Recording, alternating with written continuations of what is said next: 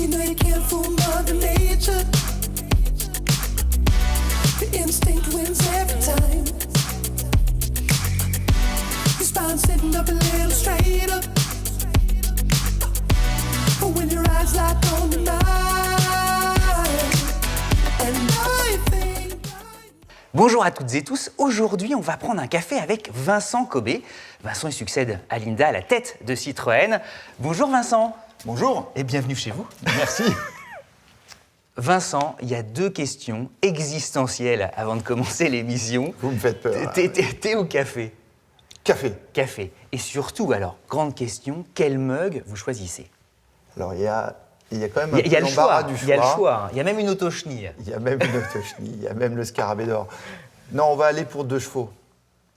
Alors On va aller pourquoi 2 chevaux? Oh, je pense qu'il y a 2-3 choses qui moi, me touchent dans 2 chevaux. Pourtant, elles ont toutes du café, Oui, c'est la magie de la télé. C'est fantastique. On gagne à tous les coups. Non, 2 chevaux, il y a quelque chose de phénoménal dans cette voiture pour moi. La première, c'est que vous allez partout dans le monde, et j'ai essayé, grâce aux produits dérivés de Citroën, vous vous promenez avec un t-shirt qui a cette vue latérale de 2 chevaux, et il y a des gens dans des pays où on n'en a jamais vendu une, qui savent exactement ce que c'est. C'est très rare une silhouette comme ça, qui instantanément déclenche 2-3 sentiments chez tout le monde. Et 1, je des sais ce que c'est, ouais. même si je suis incapable de dire le nom, mais je l'ai déjà vu. 2, je suis attiré, attaché par le côté décalé, le côté approchable, le côté humain et ce côté intemporel. Après, d'un point de vue purement technique, c'est un ovni dans le monde dans lequel elle a été lancée. Oui, c'est certainement un moment de grâce de Citroën, c'est de l'innovation technique, c'est un design fantastique et intemporel, c'est une voiture abordable, c'est une voiture qui change les modes de transport à travers un pays. Enfin, c'est un monument d'histoire, cette voiture. C'est drôle et passionnant et émouvant de vous entendre parler comme ça de Citroën, parce qu'en fait, vous ne venez pas de Citroën. C'est chouette que vous soyez déjà amoureux de la marque. Je vais prendre ombrage de ce commentaire. Si on rentre un peu dans l'histoire, moi je suis originaire du nord-est de la France. Ma grand-mère était instite. Et en fait, ma grand-mère était instite dans un petit village qui s'étend entre Nancy et Toul. Et vous savez, à l'époque, l'institutrice, c'était le contre-pouvoir de l'Église. Hein. Et donc, comme vous étiez le contre-pouvoir de l'Église, il fallait avoir un statut. Donc, ma mère a été éduquée dans une traction 15. Tous quelque chose on en a nous de tous une Citroën, histoire en comme fait. ça. Ouais. Et puis, si on avance, bon, il est vrai que moi, ça fait près de 20 ans que je n'habite pas en France. Mais avant de partir, dans les années 90, la première voiture que j'achète, c'est une ZX quand même. Oui, et puis la première, c'est une ZX Vulcan, pardon, et vous en aviez en voiture de fonction. Voilà, exactement. J'avais à peu près tout le cheptel ZX, depuis la version 1,9 litre Atmo entrée de gamme comme voiture de fonction, jusqu'à une Vulcan turbodée oui, c'est à titre très personnel. En plus. Maintenant que vous êtes au cœur du réacteur, quelle image vous faites de la marque?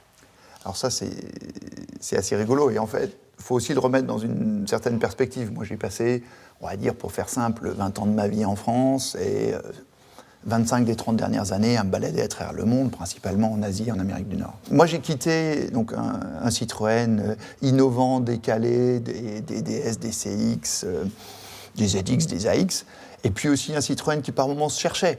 Il y a eu quelques véhicules qui étaient plus, on va dire, difficiles à promouvoir ou à... parler de BX, d'Axel, de véhicules où on sentait une marque qui hésitait. Qui ont néanmoins leurs fans. Voilà, qui ont leurs fans, mais le côté bizarroïde, en fait, voilà, qui surgit. Qui avait poussé le bizarroïde assez loin, on va dire, par moment. Et là, je reviens et j'ai le plaisir de travailler pour Citroën. Et en fait, on découvre, moi je découvre, la plupart des collaborateurs l'ont bâti, un Citroën beaucoup plus... mainstream, c'est-à-dire qui s'est repositionné au cours de fantastique travail des 5-6 dernières années au cœur du marché, avec des véhicules qui sont forts en style, qui sont compétitifs en positionnement, qui sont clairs et alignés sur une marque forte. C'est une marque qui s'est redressée, qui a défini son identité, qui en est fière et qui le montre dans ses concessions. Oui, c'est amusant, c'est comme revoir, pardon, j'en bafouille un peu, mais un membre de sa famille qu'on n'a pas vu depuis très très longtemps. Exactement, mais ça m'est arrivé pas seulement pour Citroën, ça. Oui. Qu'est-ce que vous aimeriez justement insuffler aujourd'hui à Citroën ? Si vous voulez, moi, il y a une analogie que j'aime beaucoup, c'est que, pour prendre l'analogie du corps humain ou de la convalescence, si on veut, on ne va pas passer directement d'une période de difficulté à une période de course de fond. On va d'abord se lever, ensuite on va redresser les épaules, puis ensuite on va sortir et courir. Je pense que si on fait cette analogie-là, Citroën aujourd'hui, c'est relevé. Quand vous regardez ça, vous avez une marque qui est debout et qui commence à élargir les épaules, à être fière d'elle-même. Bien assise et tout ça. Si on regarde les années qui viennent, voilà, pour la faire simple, on va refaire du Citroën. On va refaire des produits innovants, décalés, qui provoquent l'amour, l'attachement, la réaction, et qui en même temps restent très fidèles à ces notions d'innovation, de confort, de proximité. Alors, on est gâtés parce que les années 2020 démarrent sur les chapeaux de roue. C'est quasiment les années folles chez Citroën. Il y a l'Ami qui vient d'être découverte et qui rentre justement comme ça de plein pied. Alors, si je peux me permettre, je pense que les années folles chez Citroën, on en a vécu pas mal quand même. Il y a eu les années 20, il y a eu les années 30, mais bon, entre nous, les années 40, les années 50, les années 70, on s'est quand même bien lâché. Donc c'est sympa, c'est quand même une marque qui fait des années folles. En fait, oui, c'est ça. Toutes les décennies, c'est des années folles. Mais si on se projette dans les années 2020 et qui vont venir, effectivement, on vient de jeter un pavé dans la mare de la mobilité urbaine. Je crois qu'il faut appeler ça comme ça. C'est totalement inédit, oui. Si on regarde autour de nous, qu'est-ce qui se passe ? Il se passe que le monde est en train de changer dans sa perception vis-à-vis de l'environnement, de la responsabilité, de la sustainability, comme on peut le dire en franglais. On a des phénomènes sociaux assez forts, enfin particulièrement vrai en France, mais pas seulement en France, de mécontentement d'une classe moyenne, de cette forme de désabusés dans la rue vis-à-vis du pouvoir, vis-à-vis des entreprises, vis-à-vis de la liberté individuelle. Je crois que c'est comme ça qu'il faut le regarder.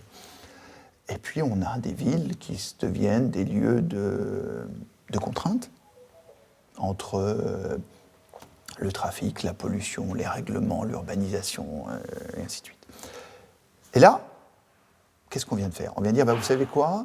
L'image de le transport propre est seulement pour les gens qui peuvent payer 70 000 € et plus, elle est fausse.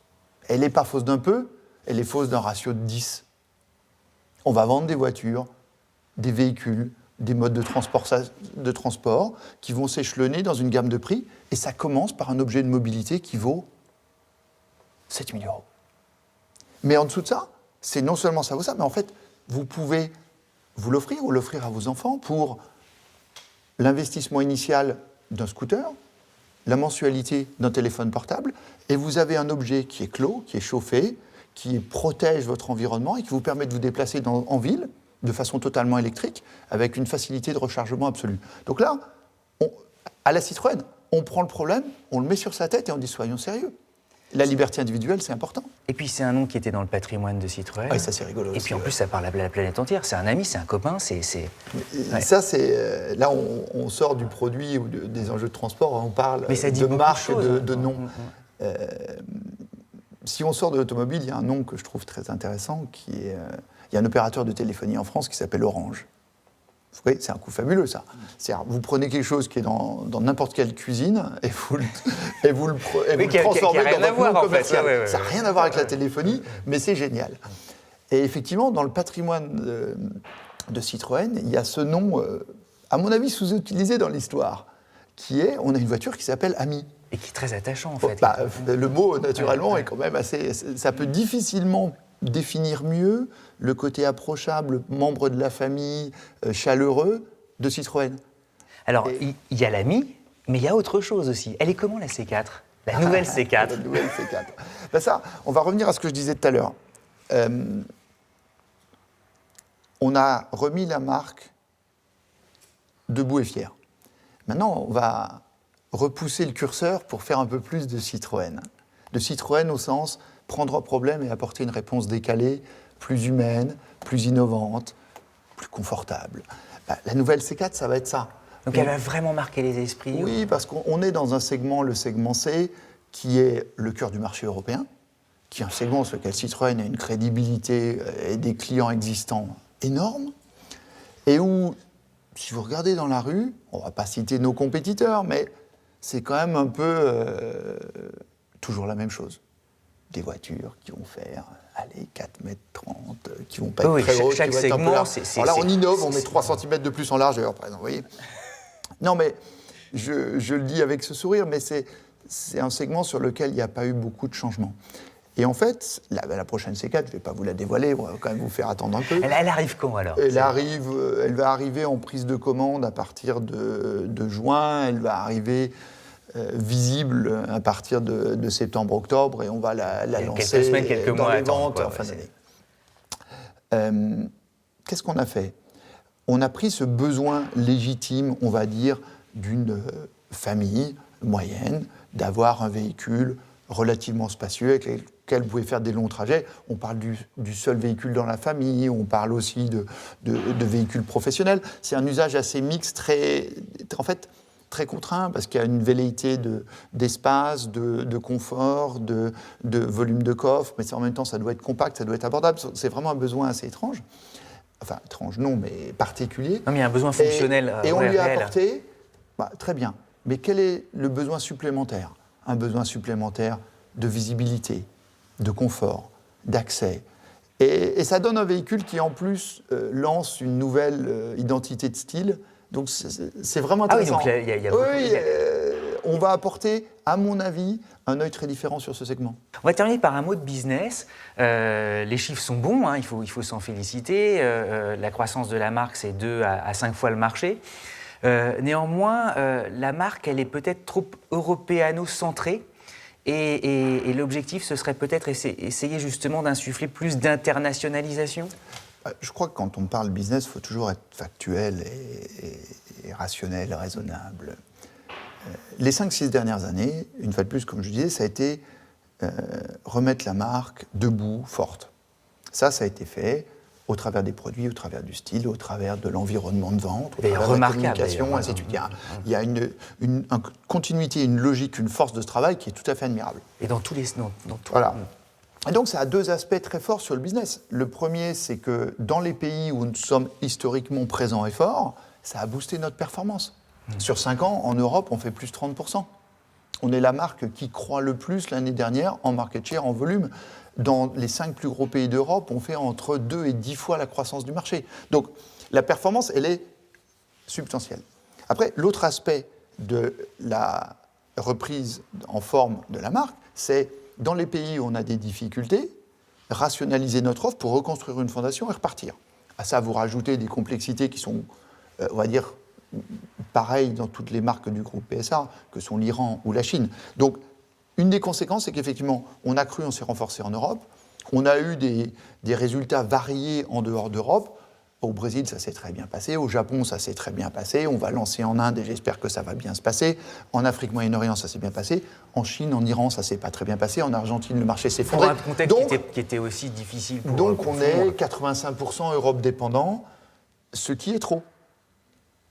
Donc il va falloir changer ça. Alors 2025, 2025, on va continuer de croître sur nos marchés forts que sont l'Europe, mais que sont le Brésil, le Japon, l'Afrique, Moyen-Orient. On va se lancer en Inde. On va inverser les tendances dans un certain nombre de pays. Typiquement, je pense à l'Afrique subsaharienne ou au Maghreb et aux pays du Golfe. Je pense à l'Amérique latine. Et un objectif ambitieux, Oui, mais pas résultat. déraisonnable, c'est de dire, voilà, on continue de croître en Europe, mais l'Europe ne représente plus que 60% de nos volumes à l'horizon 2025. et en termes d'unité, ce serait quoi? Ce serait un... C'est un 2025, allez, on dit 1,5 million. Idéal, ce serait quoi? On dit 1,5 million. Bon, écoutez, merci beaucoup Vincent, parce qu'on a beaucoup appris avec vous. Voilà, on est heureux aussi de voir que la passion Citroën, elle est vraiment vivante et vous avez à cœur justement de la porter encore plus loin. À tous, évidemment, merci de votre fidélité. On se reverra, hein, j'imagine, pour faire N'en le point doute pas. régulièrement. Et puis, à très vite pour un prochain café avec, ce sera la surprise. You know you can't fool Mother Nature.